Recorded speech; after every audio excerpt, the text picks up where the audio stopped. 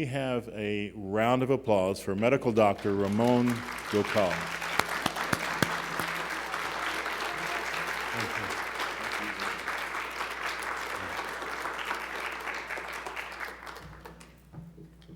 Well, thank you, Tib, and to all of yous, Namaste. And I suspect a crowd, an audience like this, so learned, would know what Namaste is and means. And Nama means I bow, As means I, this is Sanskrit, and Te means you. And so in essence what it means is the divine light in me honors the divine light in you. And this is a very special greeting because it's a recognition that we share a common divinity. And whilst we are individuals and have that little bit of spirit within us, we are still connected. And more about that and about what Ganesh means. How many here are aware of, heard of Ganesh? Wow, that's great. Darling, let's go home then. Okay, so what we will do is we will start off with a invocation to Lord Ganesh. Because what Lord Ganesh says that every time you commence anything, you invoke his name, and the event will go successfully. So I'm just going to recite, and you can join me on the mantra that is designated for Lord Ganesh. And so if you want to, I'm just going to tone Om a few times and then recite the mantra. So you could all close your eyes and recite Om with me.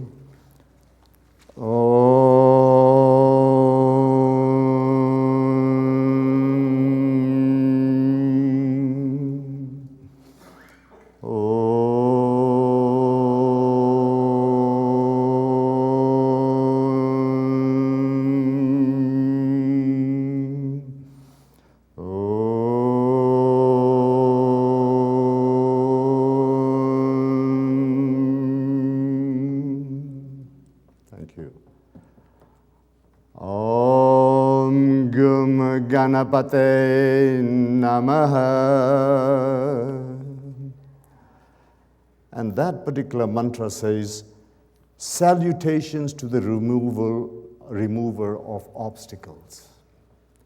So Ganesha in Hinduism, Vedic, regarded as the remover of obstacles. And we'll talk more about that. Om is the universal primordial sound. Gum. Gum is a sound that concentrates this energy, which is the focus of this mantra. So all these mantras have special meaning when recited with the proper intonation in Sanskrit, and that's quite important. Ganapate is Ganesh. Ye is the power of the Shakti. Now we'll come back to that because Shakti, I think John Oken mentioned Shakti as well, Shiva and Shakti. And Ganesha is a progeny of Shiva and Shakti. So he possesses the qualities of both, which is important. And Namaha is I offer salutations. And salutations are from the heart. You just don't say, hi Ganesh. Yeah, I think he'll accept that. But when you actually bow down and give your actual salutations, the return you get are the blessings. And that's what it is. It's an exchange. In fact, Namaste, just as an aside, is, the Vedic literature says that we are made up of 5 sheets. And these called Panchakosha, 5 sheets: physical, mental, pranic, intellectual, and bliss. And it says, even though my 5 sheets may be different to yours, I put those differences aside and I play blessings and salutations to your divinity. So my divinity greets you, putting our differences aside. And that's an important thing. So basically, this particular mantra says it's an inner tuning. I invite this mantra to remove all energetic blocks in my life and bless this auspicious journey that I undertake into the world of meditation. Ganesha signifies beginnings, unity and oneness, and he is based at the bottom of the spine, the base chakra. We'll come back to that later. And it's harnessing the energy of our mind, which is usually mostly out of control. And this mantra transforms and liberates, moves obstacles, uplifts. Mantras, man is the mind, tras is instrument. It's an instrument of the mind, and they embody the divine energy in Ganesh. And so all mantras need to be recited with the proper Sanskrit intonation to really impart that particular energy. You know, words have form, and we come to that, but words also convey energy. And if you say, I love you, well, you know, your wife's just going to give you well, I don't know. But, you know, if you say it with intonation, with meaning, it has meaning. It comes from here and not from here. And there's a lot of difference between here and here. It's probably only 18 inches, but my God, there's such a difference between the two. So what I want to do is to just say, what is the Vedic view of life and the journey of life? What do the Hindus understand? Well, we recognize that we have spirit. It's called the Atman in Sanskrit, the soul, that energy, that spark. And we also recognize that we have to get there. Well, it's not there, it's there within us. But for pictorial purposes, I've just put in there, it's self-realization, moksha, truth, one with the Almighty, ascension, whatever words you would like to call it. And why do we not recognize who we really are? And the issue is, it's like saying that we are all drops of water. And if I said to you, drop of water, what's the ocean like? And you'd say it's big, it's blue, it's deep, it's got life, etc. But that doesn't give me a real meaning of what the ocean's all about. Until I take the drop and I immerse myself, make myself one with the ocean. Then I am the ocean and I know what it's all about. And that's our journey in life out there. But what blocks us is this box. And so I believe, and perhaps not this particular audience because you're really well, I believe that we are all boxed in. Majority of the 7.5 billion people are living a life that is boxed in. And it's boxed in by these issues. Your karma, and we've had John Orkin and others talk about karma. Ignorance, desires, attachment to desires, vasanas is just that. And of course, this particular block does not allow us to see who we really are because we are dwelling in this all the time. And of course, we have a cycle of birth and death. And it's happening all the time. And if you don't fulfill your role in life, the contract that you've made, the aspects that you've come here into this world to fulfill in this life, then the Almighty says, recycle. And the word for recycle is reincarnation. And so this is all, and of course, when we talk about transitions in life, there are all types of death that we're undergoing. There's the physical death, there's the relationship death, identity, psychological, resistant to death process, unknown and letting go, fear. All these aspects combine to create this particular box here. And in the Vedic tradition, we have guides. We have the Vedas. You've heard of Vedas? Yeah. These are the ancient scriptures, and the Vedic principles have set out, and there is this aspect called the Sanatan Dharma. Dharma, and I'll speak more about that. Dharma is righteousness, a code of conduct, based on the principle enunciated in the Vedas. And they are based on knowledge, scientific, the rishis and seers in the ancient times got this. And it is combined with faith, not blind ritualistic worship, because that doesn't get you anywhere. But you need to have faith and not fear in knowing, that knowingness that comes from here, that whatever is in the divine. And of course, if you live by the code of conduct of the Sanatan Dharma, righteousness, then you don't create karma. But if you don't live by the codes, the rules, the universal laws, you create karma. And so you go into the cycle. So basically, our journey down here into this particular domain, the 3D dimension that we are here, has a specific purpose. And other speakers today have outlined these aspects. So I won't go into that in any depth. So what is Lord Ganesha?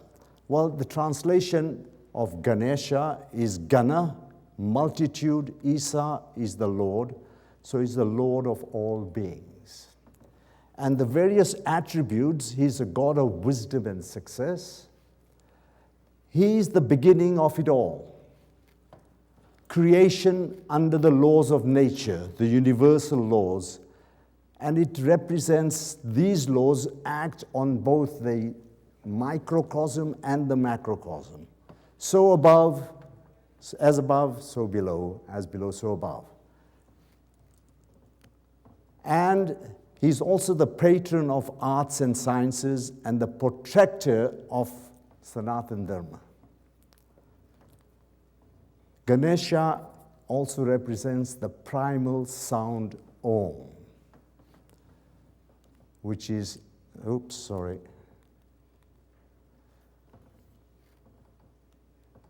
Om, and that is the symbol of Om. I'm sure you know that, but Om can be written as O-M or A-U-M, and that has significance later on. He is the defender and remover of obstacles, and is worshipped at the start of all Hindu rituals. And as I said, we invoked Lord Ganesha. If Ganesha is invoked, then no undertaking will meet with failure. So that's Lord Ganesha. And what I want to do is to try and tease this out, adding to that aspects from the Vedic knowledge. And because I'm a medic and a bit of a scientist, then I add a bit of science, medicine aspects to this lecture just to amplify things. Well, let's look at Ganesha, Om, and creation, that aspect. And it's interesting because Lord Ganesha represents called Shabda Brahman, that is the cosmic vibratory energy, or the bija is the seed, the key seed that led to the energy dissipation, the original seed of energy, which is the egg of creation. So the Hindus believe in pictorial terms, the egg of creation, which is called the Hiranyagarbha, was born, and out of that came this entire cosmic creation. And here there is perpetual action of creation and dissolution. Just like life, death, birth, etc. goes on, the material aspects that we are come to accomplish moves in these phases. What does not move in that phase is the spirit or the energy that created it. And sound was the original energy even before light. And historically, civilization used this to build great structures. And I don't know whether I've got that slide. I'll come back to that slide. So, ancient seers were ingenious in using symbols that had the power to reach the deepest layers of the human mind. These were enlightened souls, probably up in the Himalayas. And also, they were expert iconographers, able to illustrate a subject by drawings with enormous creativity that would capture the fancy of multitudes of generations. So how would you explain an aspect of the infinite to finite minds? And so they had to do it in a way, and this is the way they did it. They also understood the meditative technique that could be successfully used to gain insight into the universal knowledge, which is called vidya. Paravidya means the supreme knowledge. So they first transformed the Om into a symbol. And that was the symbol that they transposed it, Om. And of course, I can give a whole talk on just Om and what that symbol means. And then they anthropomorphized, that means they gave attribution of human form to God or animal into an image for meditative purposes. The image was a mythological human form with a head that resembled the elephant head. Now, in the Sanskrit language, Om, which is A-U-M, is written in those scripts. That is U, and Ma. And what they did was, that is the letter that is the letter U, and that's the letter Ma. And they placed it that way. And now comes my great artistic ability. So there it is, you see. It goes like that. And you think, well, where does Ganesha hide in that? But if you add a stomach, a head, 2 eyes, legs there, arms, then you have Ganesha. But this may be, somebody's imagination, but it makes sense. Of course, the creation of the human form with the elephant head has interesting mythological stories. We don't want to go into those.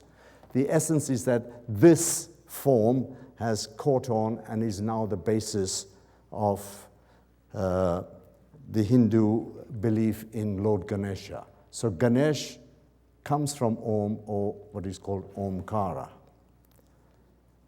And of course, Om can sound, the sound Om can have form. And the Sri Yantra is the visual expression of the sound of Om. This pattern is seen by monks chanting the Om. So that's the Sri Yantra. I'm sure some of you must be familiar with that. And this is and it has also been recorded electronically as a pattern which emerges during the sound of Om, which is that, very similar. And it's interesting when you look at crop circles, the Sri Yantra crop circle, which came about August the 10th, 1990, from 9,000 feet. This picture was taken in hard, compact, dirt, dry lake bed in Oregon, photographed by military pilots. Fascinating. 13.3 miles long, Each line was 10 inches wide and 3 inches deep, symmetrical and absolutely perfect. What force, may I ask you, was creating that? It wasn't 100 human beings going overnight and just... And so it's fascinating that these things are coming from much higher. And these are the symbols that I wanted to talk to you about, Om, and the sound. I'm from Zimbabwe. Doesn't seem like it, I'm not. And when I was being brought up, that was Zimbabwe ruins in the center of Zimbabwe. And we were told all sorts of stories, the Zulus did it, etc., etc. And then this here is Michael Tellinger's Adam's Circle in South Africa. And these are all energy devices. And now Michael Tellinger, if you haven't heard his lectures, you should go on YouTube and listen to them. Absolutely fascinating about science. And this particular structure is probably 70,000 to 100,000 years old. So it even goes beyond, as is Zimbabwe ruins. And I don't know, there must be some reason why I was born in Zimbabwe, but I don't know. The energy devices. So all these great structures that we have heard about, I believe have been partly energy devices to move things. And I think Ty mentioned that, the stone structures were moved by the sound of energy. So, in terms of creation, the Vedic literature says that Brahma is the being, Shakti, energy, is becoming. So you have two fundamental concepts, being and becoming, changelessness and change, the one and the many. The first is the Brahma or Atman, as such is and never becomes. Its power, called Shakti or energy, manifests as nature, which is the subject of change. That's the creation. So if we have Brahman, the name of the Almighty, being, Shakti, that's the energy, and then nature and the Prakriti with three gunas. We won't go into that, but that's like matter and the cosmic creation. And that's becoming or creation. It's just like the thought with energy and matter.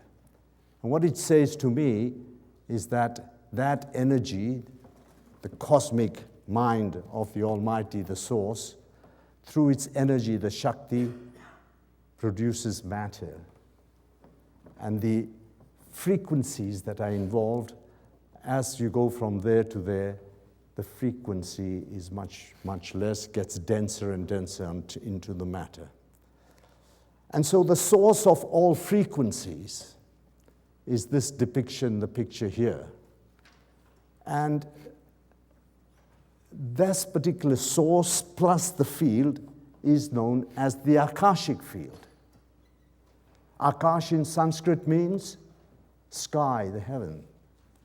Wide, breadth, we don't know. And then as I was growing up,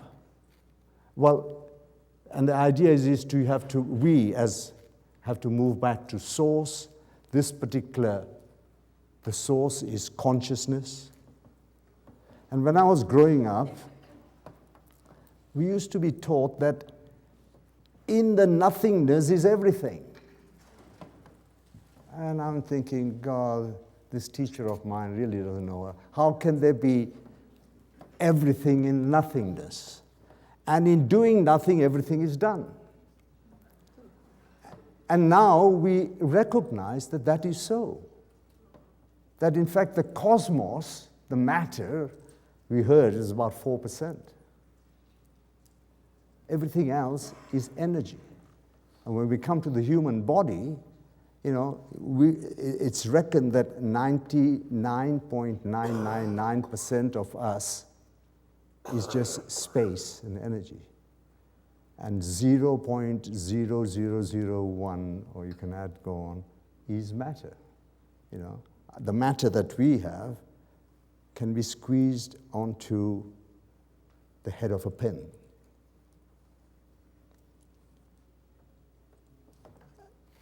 So the source of frequency energy, it has all possibilities in it, all potential, interconnectedness. But we have become, as a human being, very boxed in, as I said. And so we cannot realize our true potential. We are all potential interconnected. And so we have to reach a phase in our lives where we recognize that we are no body, no one, no thing, no time, nowhere.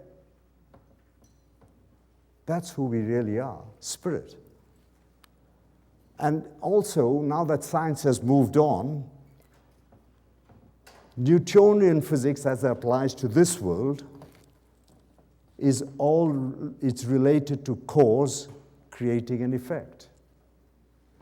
And we are now moving on to recognizing that in the quantum area, that in that world, a cause and effect. Just removing of the D makes all the difference. You have the potential, you and me, have that potential to create through the consciousness that we are, whatever we want. That is our true self, our potential. And so that's the phase that we have to go through. And most of the time, we don't recognize that we are already there. We don't have to go outside seeking for who we are, because we are. You know, the saying, I am that I am. And why don't we recognize it? You know, a highly evolved guru in India was asked, because he was very serene, calm, happy, joyful. And he says, give me, one of the students said, give me what you have to make you, you know, your happiness and beautiful and joyful. He said, you already have it. But the problem is that your mind is making so much noise, you don't recognize it. And so we have to get rid of that noise to move ourselves on. So the literature says about the creation, once it was created, it says Anantanadi. Anant means no beginning, no end. It's just huge, vast, expanding. There's no limit, because the Almighty is limitless. And also, the power that we have to reach is called Sat Chit Anand. You've probably heard of that. Sat is truth, Chit is consciousness, Anand is bliss. That's one of the names of the Almighty. And if we can incorporate those three virtues in us, but coming from here, then we know that we are in alignment with the Almighty and His thinking. Now, creation was also under the natural laws, the universal laws, the spiritual laws. And these are not man-made laws. You know, Congress and Parliament and UK and around the world, they make, and I think George Newry was describing some of the aspects of this criminal, controlling, fear-based laws that we have to abide by. And those are not universal laws. These are absolutely, whatever you follow, are laws that are binding, they are unchanging. And if you look at Sanatan Dharma, it's a wide diversity in Hinduism, but there is a certain unity based on the eternal laws of nature. It's formulated as a solution to the eternal problems of the human race, originating from natural human instincts. And Sanatan means eternal, and Dharma is the laws of nature. Dhru comes from the word dhru, uphold, sustain, support, hold together. And it's a formula or code of righteous conduct covering every sphere of activity in every capacity or role in relationship to others, by which we can, in a practical way, achieve harmony based on the teachings of the Vedas. So it's very important that Ganesha not only was the creator, but in addition, created it and said, this is the formula. Now, if you go and buy a television and you don't know how to operate a television, right, or a computer, whatever it is, you get a manual to go with it and says, this is how it works. And it's the same thing. Creation based on a set of laws. You go against those set of laws, you create karma.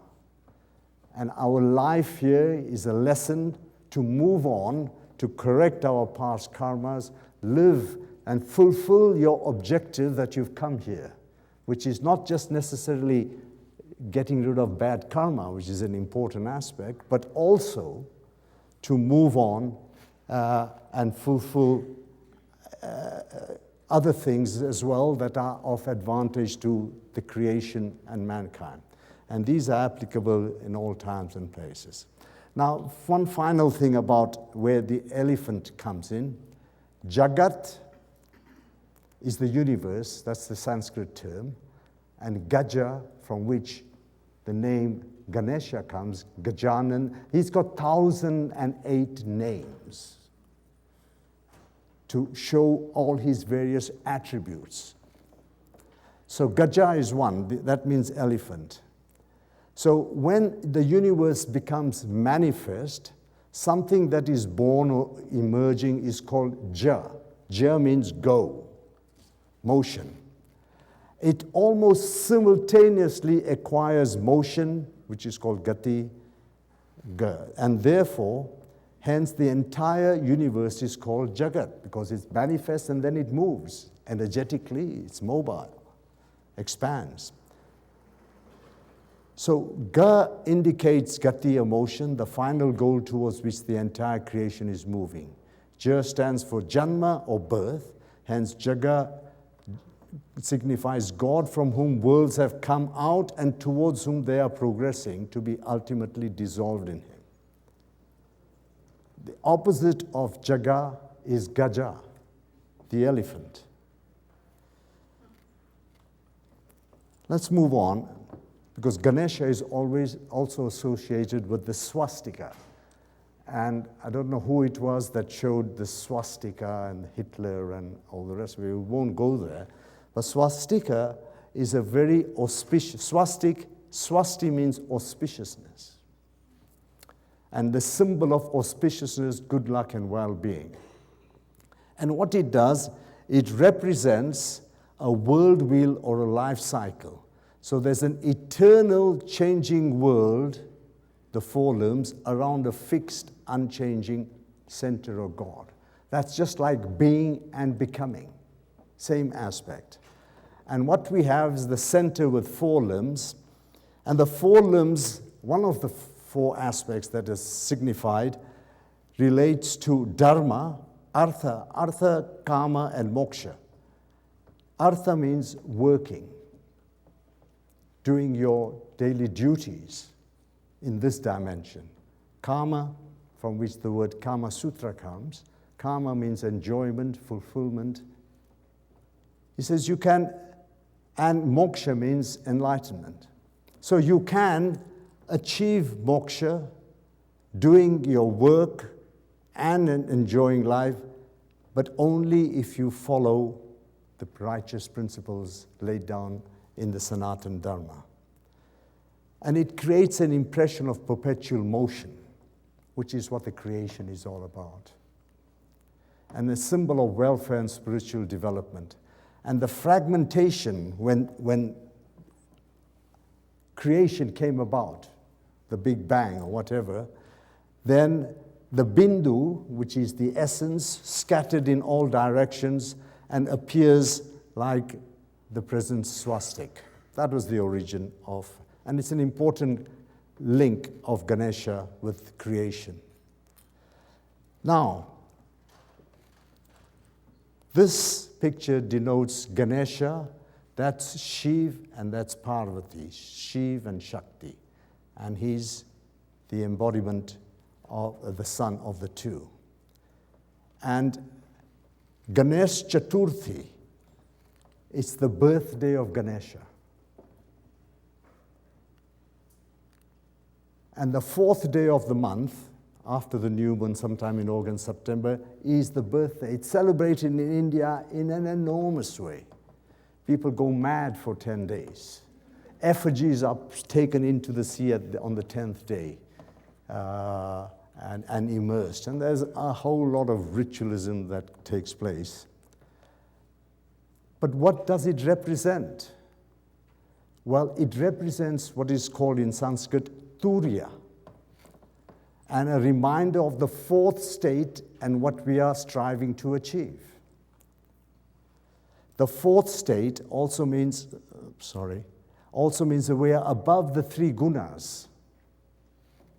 Sattva, Rajas, Tamas, the 3 qualities of the cosmic nature. So, we've talked a bit about the Vedas. Vedas means knowledge, wisdom.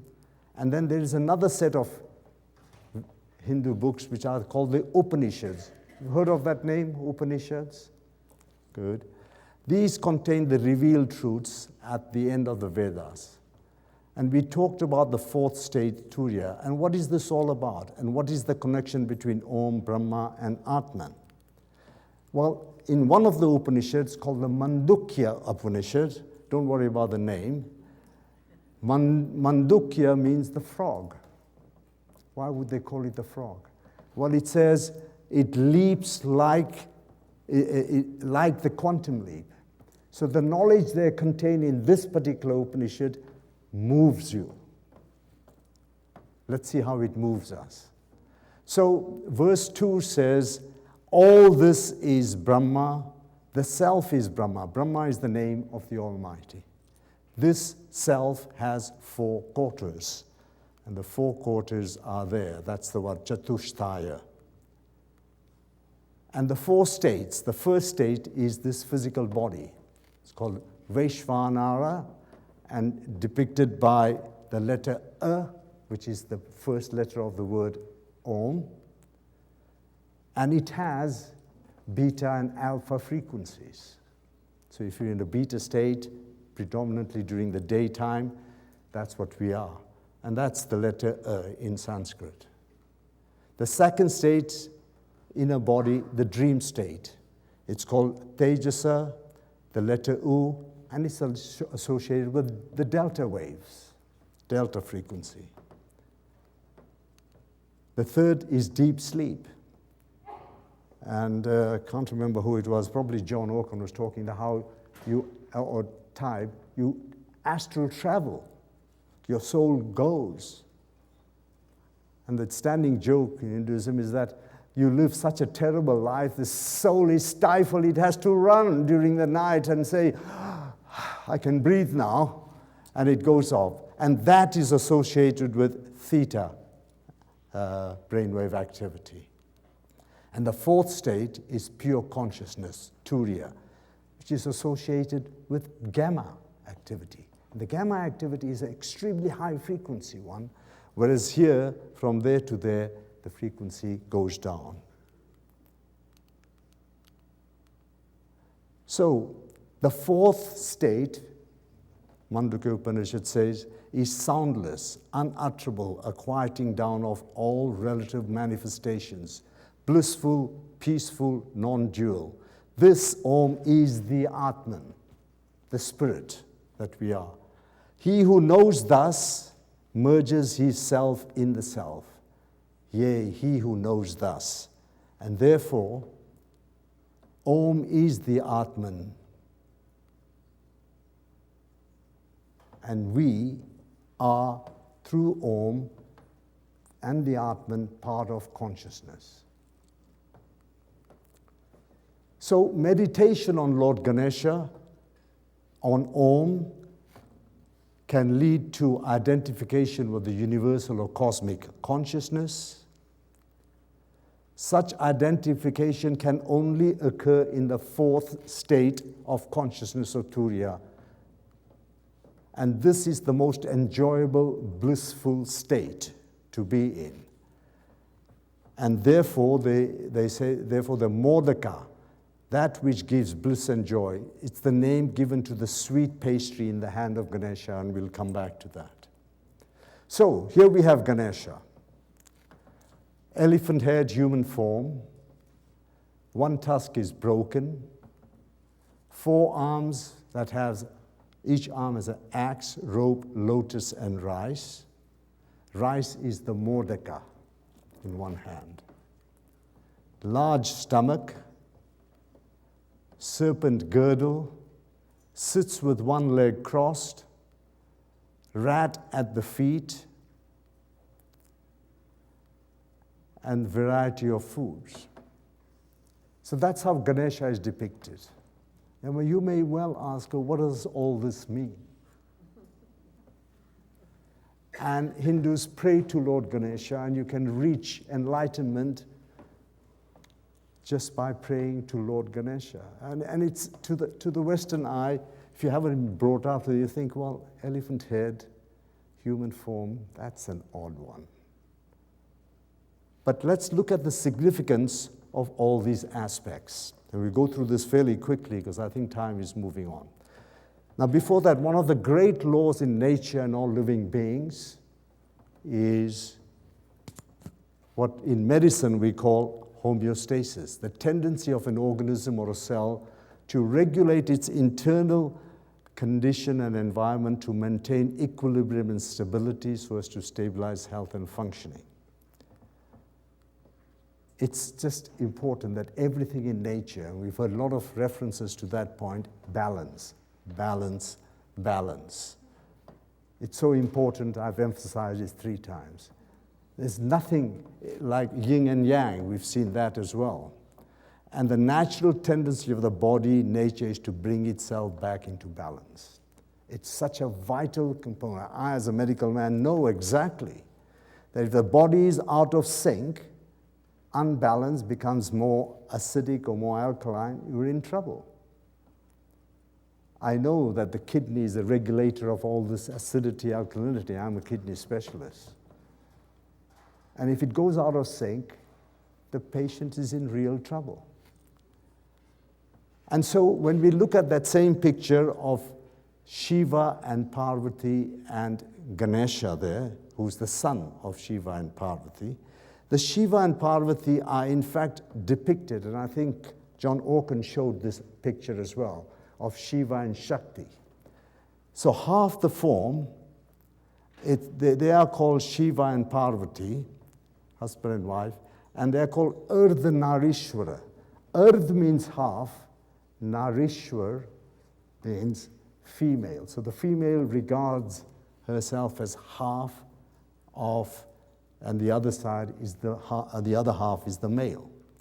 And so the balancing of divine female and divine male energies is critical in this balance, especially in this dimension. In other dimensions and previous civilizations, very ancient, we heard that there was not any male-female division. So Ganesha, the elephant head, large head, denotes a large brain, unified and in perfect balance. And when we look at the brain, here, that's the male side. It's logic, analytical thought, science, and math. This is a archetypal old symbol,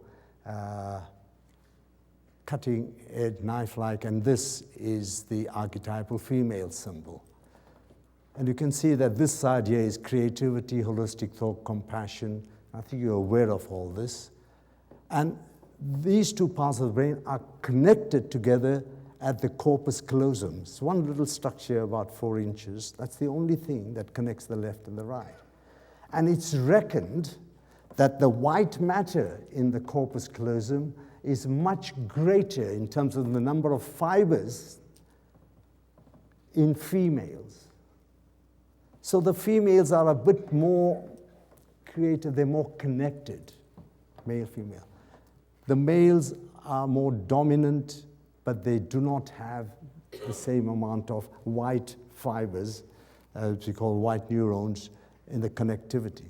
And so what we need is a balance between the two hemispheres. And of course, the brain is a bit more complex, because when you look at this particular diagram, the human brain, there's the neocortex. Neo means new. It's the latest brain to have developed in our development. There's the brain stem, the survival, reptilian brain, and there's the limbic brain, and that controls all the emotions. That's survival instinct. And the chronic left brain masculine dominance creates suppression of emotion and eventually roots in the reptilian brain. And if you have chronic right brain dominance, creates suppression of survival instinct and eventually roots us in the mammalian brain. So it's important that the neocortical human brain, which is the part where all the good positive thinking occurs, is in charge, overriding the other two more ancient type brains in development. So what I want to do is to just a mantra which denotes this, the male, female. And I will just recite it and go through it. Om Satchidananda Parabrahma Purushottam Paramatma Sri Bhagavati Sameta Sri Bhagavate Namaha Hari Om Tat Sat. So we come back again to Satchit Ananda, Parabrahma, Supreme Brahma. O divine force, spirit of all creation, highest personality, divine presence manifest in every living being. The Supreme Soul manifests as, and this is the important thing, Divine Mother and as the Divine Father, the male and masculine and the feminine. I bow in deepest reverence. It's a very powerful mantra that acknowledges almost the descent from source, Parabrahma, with those qualities right down to the male, female, divine father, divine mother, and then the humans that we are. So it honors the divine in all its many forms and manifestations, especially with deep reverence directed to the great dance of opposites, experienced as the masculine and feminine energies, and one uses this mantra as an opportunity to be silent and to allow the experience of balance within. And at this stage, I just want to acknowledge and pay respect to my beloved wife, who really has guided me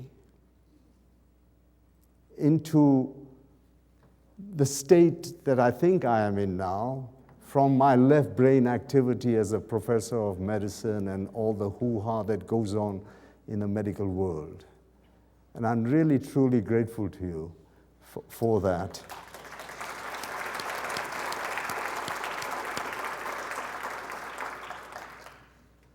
So let's move on. Because Ganesha, the elephant, is the first step in spiritual education. Large ears means listening to eternal truths. I hope we have a lot of eternal truths today and tomorrow. But it's no point just listening to the truths if you don't imbibe them, make them part of you. And you have to reflect on these truths and gain wisdom through the ears and the head. It's not perception, but getting to the truth. And there's quite a difference between perception and truth. Now, if you look at this particular wave, say the white line here, the white line depicting truth. And if you're at a very low vibration, and this is a waveform, then every time you hit the white line, you are touching truth. but it's only now and then that you do so. So your perception is far away from the truth, the lower your vibratory state of who you are. Now, as your frequency increases, as you get more light, so you're hitting that white line, and your perception is getting lower, and you go, I should have drawn more lines and curves as well, but here you are hitting the truth so much more frequently at a higher vibrational setting of yourself. And when you have hate and anger and things like that, lust, guilt, and you're incoherent anger, when you have love and coherence, it's almost like a straight line. You are vibrating at such a high frequency that really shifts you into the heart and into what the divine is. So our role, and Ganesha teaches us to get away from here and get there into a much more coherence. And the heart math and things have shown an enormous amount of evidence that shows that you can do that.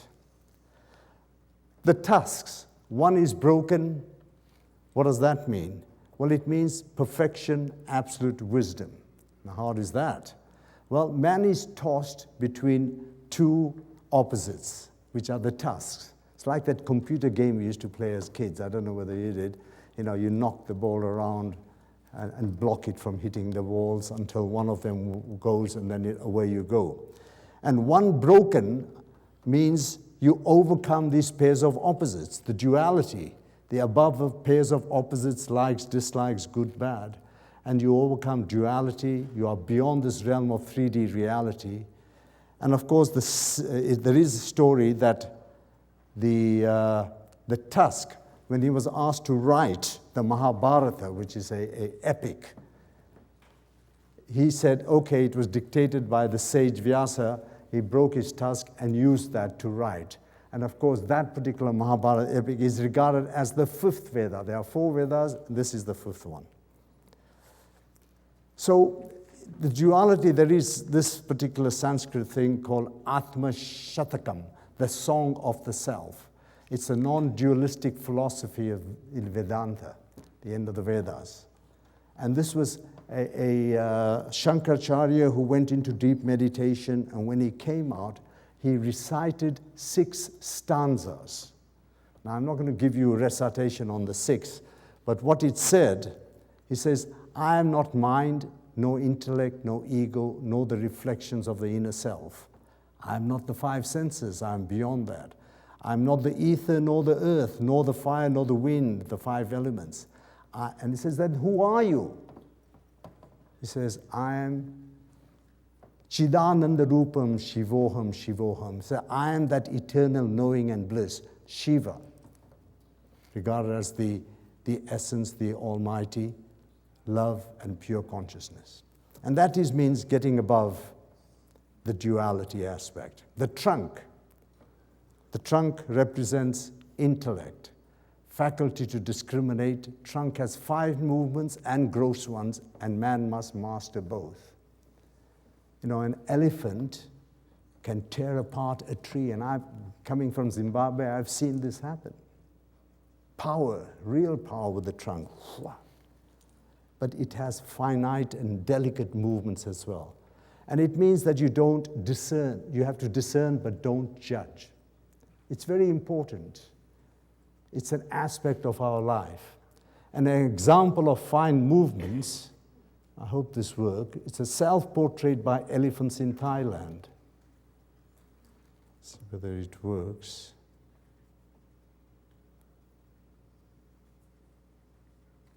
No.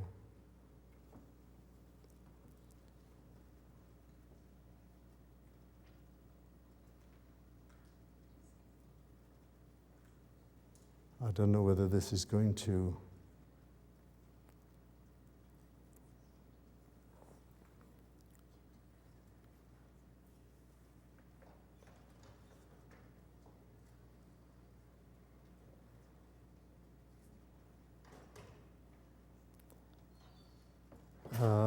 I'm not sure what is going to miss. It was working earlier.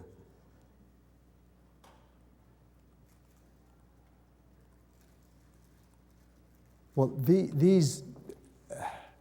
was a YouTube video showing beautifully how the elephant has been trained to use the trunk to make a self-portrait.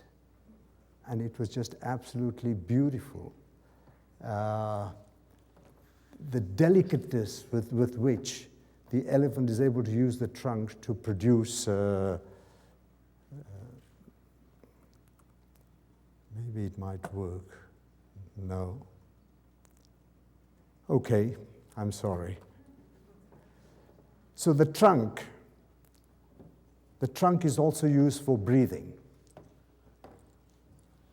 Our nose, which has nostrils. So what's the significance of that? Well, breathe. You are alive. And the breath is such an important component in the Vedic principles. And when we look at the body, mind, soul model, then this is our physical body. They are the active senses, the cognitive senses. And this is the environment, time. And the triad of physical body, time, environment takes up so much of our time. We are focused so much on here. If we are 99% space and less than 1% matter, why do we spend 99% of our time on something that is just less than 1% and hardly any time, not you crowd of course, but 0.001% on who we really are, which is energy and the self. So there is that aspect here, and so many of us are trapped. The world is trapped in living their life here. We also have the mind, and then there is the soul. And what you do here impacts on here, and then you just live your life in that area. And the Vedas say that in fact you can shift from there towards there. And you know what that is by? The breath. The breath forms the basis of pranayama. Prana is chi, the life force energy. And breath is the flywheel of the body for oxygen, prana, chi. It imbibes. And prana is how you harness the pranic energy through the breathing techniques.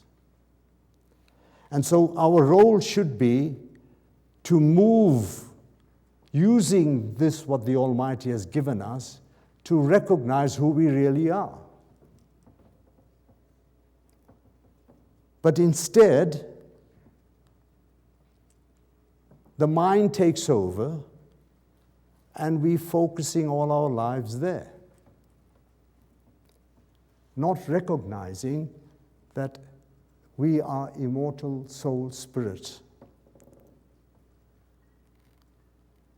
And so we need to have a balance.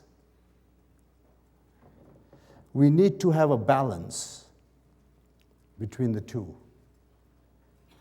And of course, Lord Ganesha does this because he sits with one leg on the ground, the other inwards. Means the inner leg is focused into who you really are. And the outer leg, that on the earth, is actually living in the world, but not of it. So you're there, you have to live, we have to exist, but you don't get enraptured in the two things. Then what about the mind? Conscious mind, subconscious mind. Well, the conscious mind, we present 5% of the time, and the subconscious mind rules 95%. And of course, Bruce Lipton says that the subconscious mind, which is like the hard drive, is 1 million times stronger than the conscious mind.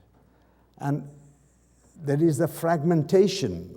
We ask, the soul is whole, but it's fragmented in the first 7 years, even in utero, because of all the impediments and all the issues, etc. And of course, all that impacts on your genetic code. And that is called epigenetics. I won't go into that. So basically, what we have the conscious, the unconscious mind of thoughts and actions and things embedded. And we have developed a repetitive habitual thinking. We think about 90,000 thoughts every day. 80% of them are the same as before, and most of them are negative. Now, thought is energy. Can you imagine how much it is that negativity that you create? And that is going to have an impact. Your cycle of negativity, emotional addiction,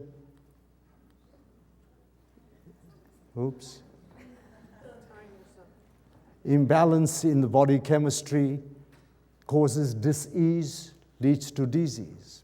And the way you break that is by having firm intention, such that the intent, awareness and breathing, intention, that the power of that intent has to be stronger than the hardwired aspects in your subconscious mind and your emotional body as well. And so the Hindu Vedic saying says that our life is like a flash of lightning.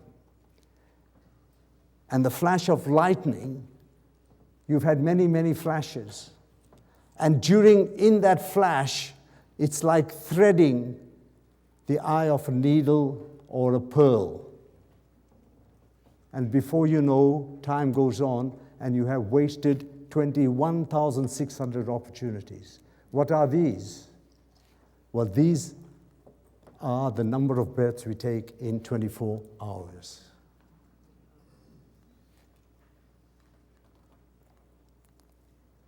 And the triad we have that Shiva and others, okay, I've got 5 minutes, I have to move on. We have to be grounded so that you have from there ionic energies, the negative ions coming up, Schumann resonance, and from high celestial energies that really move and move you on.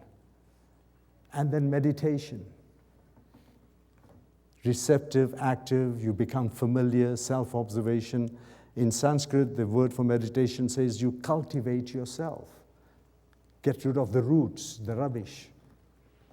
Plant new things, move on and cultivate. And then you have conscious breathing, slow rhythmical cycles, and diaphragmatic. Diaphragmatic breathing, when you breathe in, your diaphragm goes down, stomach goes out. When you breathe out, diaphragm goes up.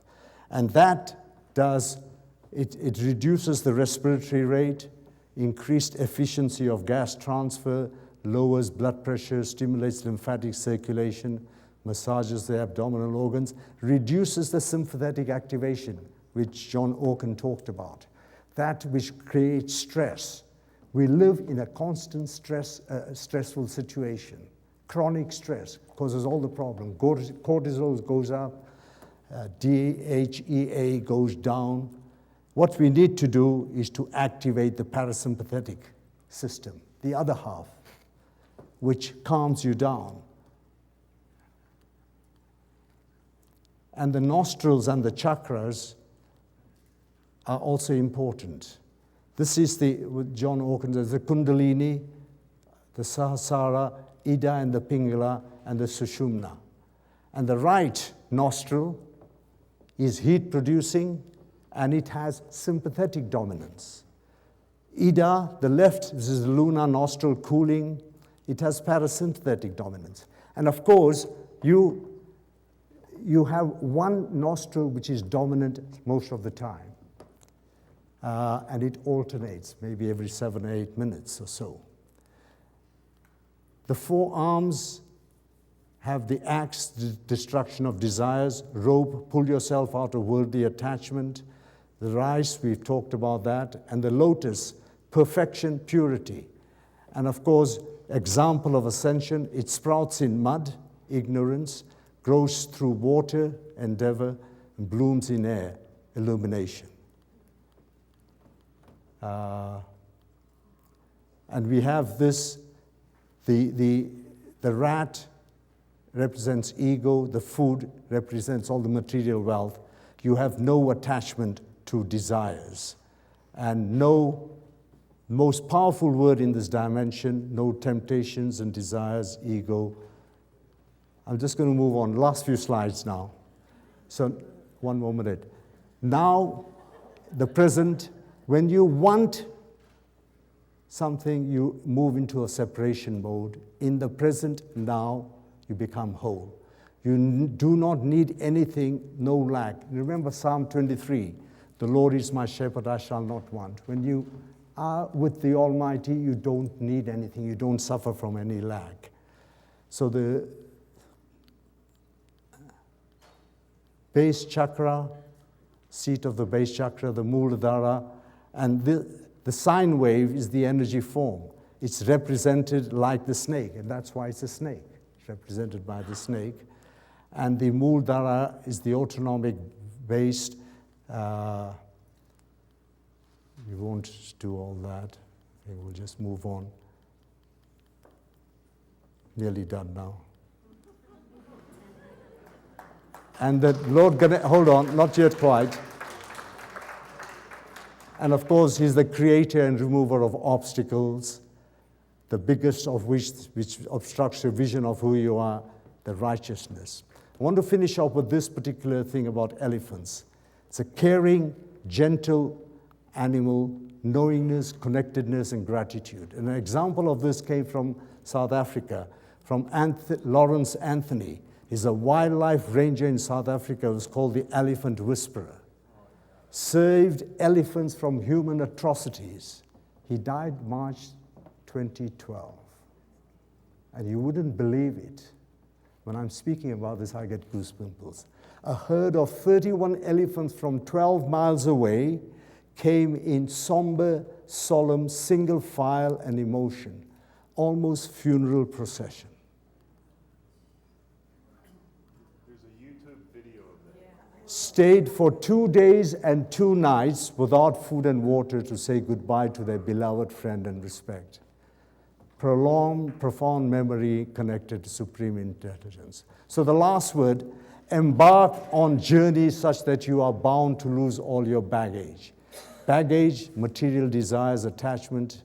Lighten yourselves to reach enlightenment. Birth, you come from subtle to gross. Death, gross to subtle. These are Ganesha's teaching, and we have to do it. Thank you and namaste.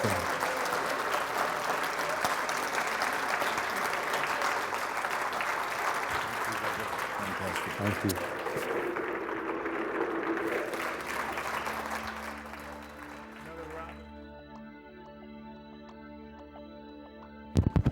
Another round of applause for Dr. Raman Gokal. Fantastic. What a man of light.